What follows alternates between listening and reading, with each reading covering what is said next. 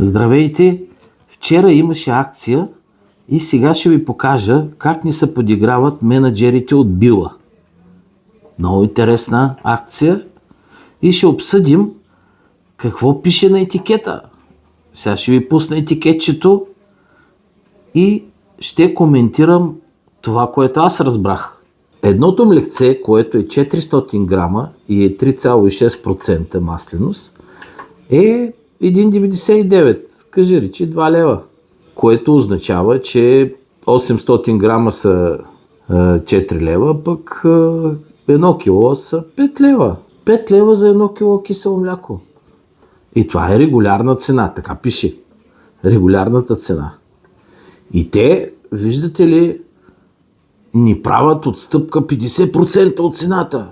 Страшна работа. Това са невероятни неща. 50% от цената и ни ги продават двете млекца за колкото струва едното, 1,99. Много странно, едното млеко струва 99,5 стотинки. Но както и да е.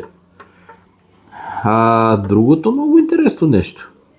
Оказва се, че при цена 1,99 те могат да си позволят да ни продават млекото за 99,5 стотинки.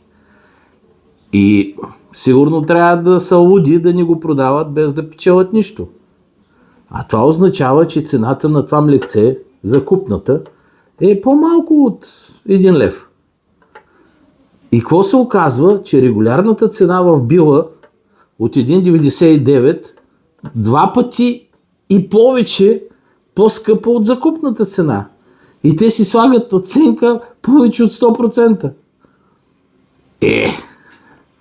Добро утро на контролните органи в България. Да са живи и здрави и да продължават така да контролират. А пък на менеджерите от Била много по-здрави.